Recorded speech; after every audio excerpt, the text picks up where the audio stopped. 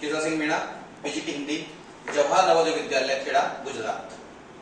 कक्षा 11th के अक्क महादेव के द्वारा लिखित जो वचन हैं उनको हम लोग आज अध्यापन करेंगे। उसमें बताया गया है कि किस तरह जो परम पिता परमेश्वर हैं, ईश्वर हैं, वो सर्वशक्तिमान है। और ये भी कहा गया है कि ये मनुष्य की कल्पना के आधार पर है, क्योंकि महादेव वर्मा ने, या दूसरे शब्दों में कहें तो शायद ईश्वर को किसी ने देखा नहीं है। वो अज्ञात सत्ता है, वो परम ब्रह्म है, घट घट के वासी हैं। उनको मानने के लिए हमारे पास अलग अलग तरीके हैं। ये नटराज है, ईसा मसीह, ओम, भगवान, ठीक है, कोई अल्लाह, कोई खुदा, कोई वाहेगुरु, यानी सब जिसको जो है अपने अपने धर्मों के हिसाब से हम लोग ईश्वर की आराधना करते हैं, उनको हम लोग मानते हैं। क्योंकि जो मनुष्य है वो इस संसार में माया मोह के जाल में इस तरह संलिप्त हो जाता है और इनसे निकलने का एकमात्र रास्ता समझता है कि ईश्वर, अगर भगवान है, वही हमारे बचाव कर सकते हैं, वही हमको बचा सकते हैं। जो कुछ लोग योग साधनाएं करते हैं, जो योग साधनाएं करते हैं, वो अपनी योग मुद्रा में बैठा करके ध्यान मग्न होकर के और अपनी इंद्रा पिंगला जितनी भी जो नाड़ियां होती हैं नीचे से लेकर ऊपर, उनको सबको एक उसमें लेकर के और परमपिता परमेश्वर को याद करते हैं। कई सारे लोग ऐसे होते हैं जो अपनी जिब्या होती है, जिब्या को नीचे से काट करके अपनी नासिका के जो छिद्र होते हैं वहां पर वापस को उल्टा करके वहां लगा देते हैं, और अपनी जो आत्मा है, आत्मा को भी कंट्रोल करके और अपनी जो पिछली साइड में रीढ़ की हड्डी है इसकी नालियों में डाल देते हैं।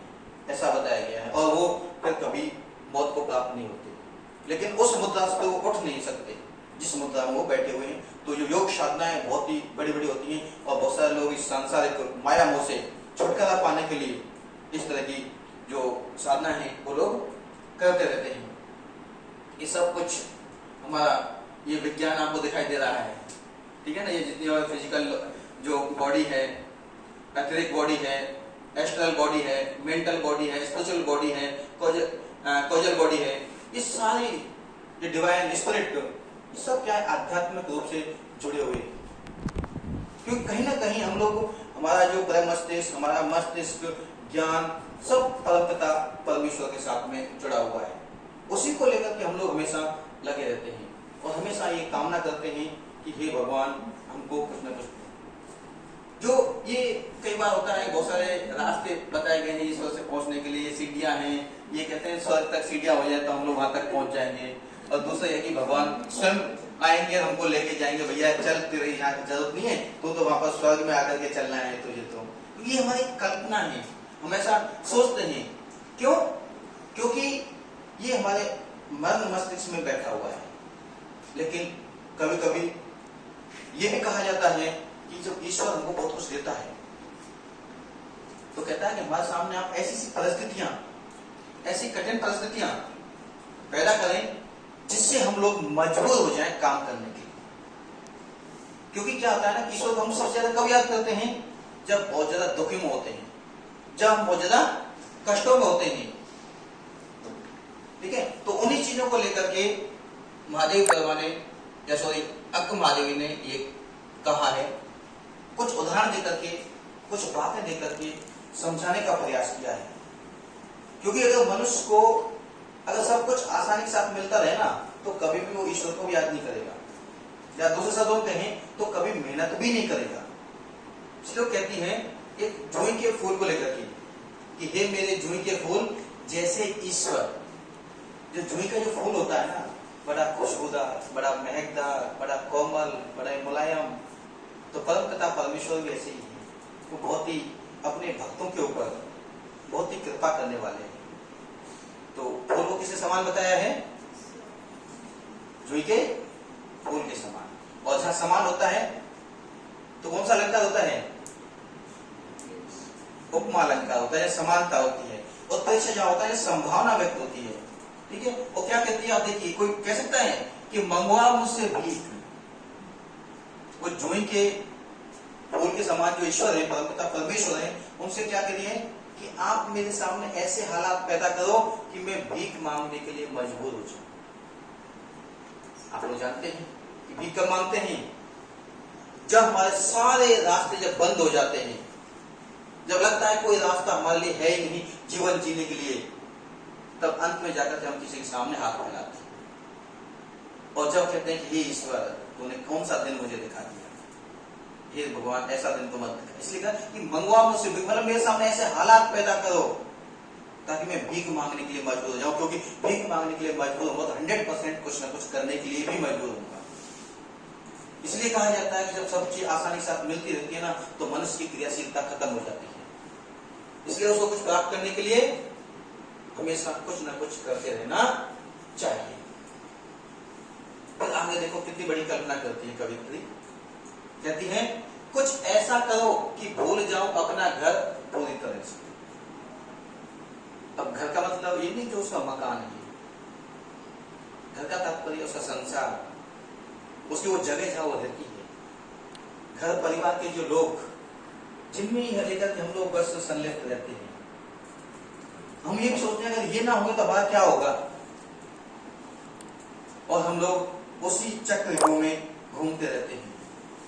जबकि सत्यता यह है कि जिस दिन इस पृथ्वी पर हमने जन्म लिया कुछ भी साथ नहीं था, और जिस दिन अब यहां से जब जाएंगे उस दिन में कुछ भी साथ नहीं होता। और ये जो लोग जानते हो, मैं कई बार ऐसी जगह पर गया हूं जहां लोगों को दाह संस्कार होता है, कई बार कहीं पर दफनाया जाता है।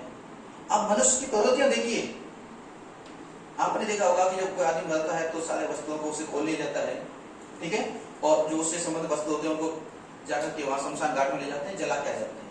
Am I right? Yes, no?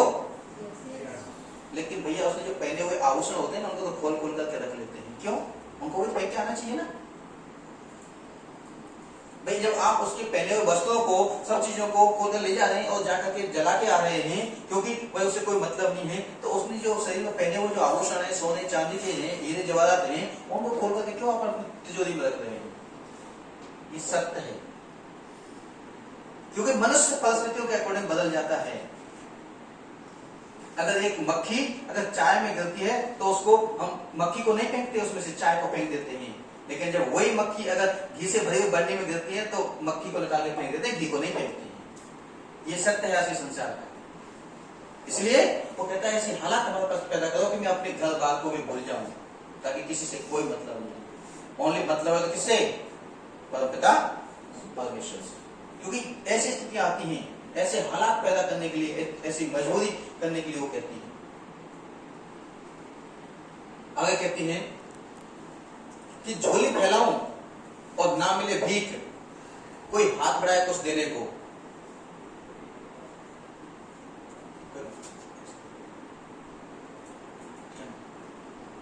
और ये कितनी बड़ी विडंबना है, आप देखिए कि मैं झोली फैलाऊं। झोली फैलाना मीन्स अपने आंचल को आगे करना, अपने हाथ फैलाना।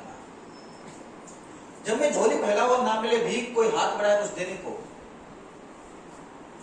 जब मैं हाथ भी फैलाऊं तो मुझे भीख भी ना मिले, और जब कोई भीख देने के लिए तत्पर हो तो क्या हो? वो गिर जाए। आपने देखा होगा बहुत सारे भिखारी आपके सामने भी आते होंगे, लेकिन क्या आप सभी को पैसा देते हैं? उनको कोई सारा डांटता है, कोई फटकारता है, कोई दुत्कारता है, पता नहीं क्या क्या बोलते हैं। 10 में से 1 लोग आता है जो उसको कुछ दे देता है उस भिखारी को। और यदि कदा ऐसा होता है कि वो भिखारी को कुछ देने के लिए होते हैं, वो लेने के लिए तैयार होता है, वो नीचे गिर जाता है। इस माना आपने किसी दुकान से कुछ खाने के लिए उसको दिया, अब ये ले भाई आप खाना ले लीजिए। जब वो गिर जाए नीचे, और यदि मैं झुकूं उठाने, वो भूखा है, प्यासा है, उसको मिला लगा कुछ खाने के लिए मिल रहा है, मैं खाऊंगा, मेरी भूख मिट जाएगी। लेकिन जैसे वो गिर गई, और जब गिरी उसको जैसे उसने उठाने के लिए नीचे झुका, और उसको कोई कुत्ता लेकर भाग जाए। ऐसे समय में कोई कुत्ता आ जाए और उसे झपट करके छीन ले मुझसे,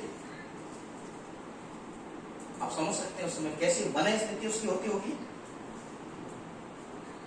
यानी कि जो निवाला है ना, वो भी आते आते और छीन के चला गया।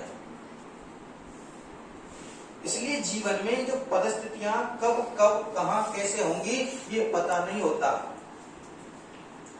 इसलिए ईश्वर में आस्था, ईश्वर में विश्वास हमेशा बनाए रखना है। है, क्योंकि जो दिया ईश्वर ने दिया, जो लिया यहीं से लिया, और यहीं पर ही छोड़ के चले जाना है। इसलिए वो कवित्री भगवान से ये आराधना करती है, प्रार्थना करती है, हे भगवान, हे ईश्वर, मेरे सामने आप ऐसे हालात पैदा करो ताकि मैं हर परिस्थितियों में सिर्फ आपको ही याद करूं। आपने देखा होगा कि जब भी हमको दिक्कतें आती हैं, परेशानी आती हैं, मैंने तो ये देखा दो ही लोगों को याद किया जाता है। एक तो जब ज्यादा शरीर में कष्ट होता है, कुछ होता है, तो ये माँ का वर्णन आता है, और दूसरा ईश्वर, हे भगवान मुझे बचाए। वो है या नहीं अलग बात है, लेकिन एक आस्था, एक विश्वास, डोर हमारी और हमको लेकर रखती है। इसीलिए कवित्री ने यही बताने का प्रयास किया कि जो जितनी भी चीजें हैं, परिस्थितियां विकट होंगी, हमारे लक्ष्य, हमारे उद्देश्य की तरफ बढ़ने का जो हमारा हौसला है वो उतना ही ज्यादा होता है। ओके, थैंक यू, धन्यवाद, जय हिंद।